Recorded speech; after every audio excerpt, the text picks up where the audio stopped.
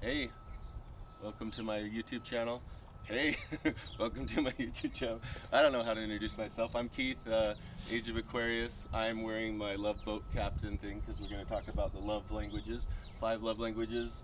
One of my favorite books. I think everybody should read these books because it's so basic.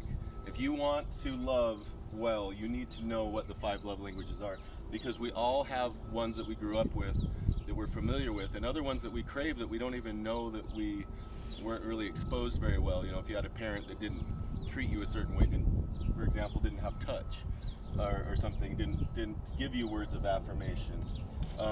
So these are the 5 love languages. I hope I'm speaking up loud enough. But on this this love tank is the idea of that you fill it up for your partner.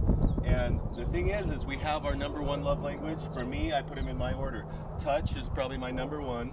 Words of affirmation is probably my 2nd most important. And if you were to rate these on like a number 1 through 10, I'd say, you know, touch is up there pretty 9. There's pretty much everything I like, and it's really important to me. I would probably say words, maybe it's an 8, but it's up there pretty important. And then quality time, that's important, but it's probably more of like a 5. That's why the opening is a lot smaller. And then acts of service, I don't need a lot of gifts and acts of service. It's not really important to me, but let's never, you know, let's put this at like, you know, this is like a 2 and a 1 on importance, you know. And if you think about you filling up your love tank to have a happy life, you really need to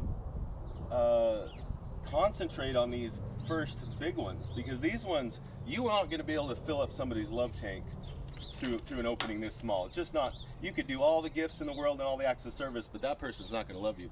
So you gotta match also compatibility in your lovers with your compatibility. So you really need to line up some of these first ones here.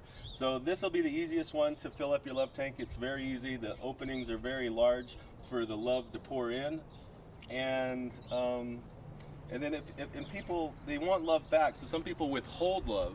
So in the 5 love languages book, I'd read it. But if people want love, they don't often give it until they're at a certain level of love, and then they have a spout here that they can turn on and pour out once they decide to turn the spout on, and let some other. But until they get to that level, they're not going to give out love like you need to. And what you also have to understand is there's kind of a baffle system in this big tank that this other lover is going to get it, and it's going to come into their love tank through their thing, because it comes out, you know, from them once they get a certain amount. But when their love tank's empty, that's when your relationship's going downhill, because your love tank's empty. You don't have the capacity to deal with this relationship that's not giving you what you need. So you're unhappy, you start gaining weight, you just do different things that you do when you're unhappy. So here's the so again, there's the baffles. Let's put some baffles in there. So there, you couldn't possibly get over this baffle and fill it over and start to fill this whole thing up with these ones right here. You're gonna have to find somebody who's compatible with you and will give you your ones that are most important to you. And then once again, you've got to fill it up to a certain level before you can give out love. So this is self-love up to a certain point. And once you have capacity to love others, you have a certain time where you can give it out to others. But if you hate yourself and you're trying to give love to people and you're trying to pump it out here and go out here, you're just going to deplete yourself as well. So this idea of a love tank is very important. It's the 5 love languages, and we shouldn't shit on other people's love languages. Oh no, you like gifts, you know, you're materialistic. Oh no, you need me to do everything for you. You're helpless, you know. These could be very important to people, and it could be very important for me. I guess somebody could touch. Somebody could say, "Oh, you're so touchy-feely, you little slut." No.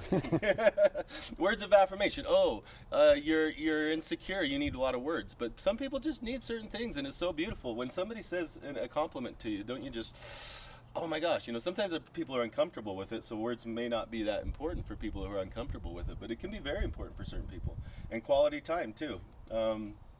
So anyway, the love tank, how to fill it up, how to get your self-love up, how to be able to give it to other people at a certain point, how to keep your love tank full. If you can keep your love tank full, you're going to be a happy person that people are going to want to be around. And so that's my little Age of Aquarius rant on that. I might redo it again someday, but just a few other things. Vibetribe.com. I'm a van lifer here doing my thing out, changing my life and my, to do travel and different things that are my passions. We're going to be going van lifing to Hawaii, so celebrating a little bit here.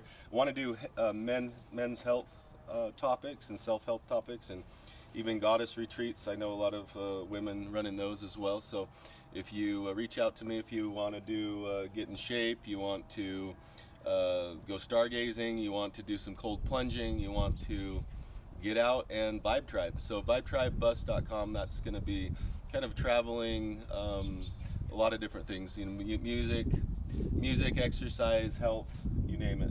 But yeah, we'll get out with the guys and throw some footballs, have some fun. Thank you.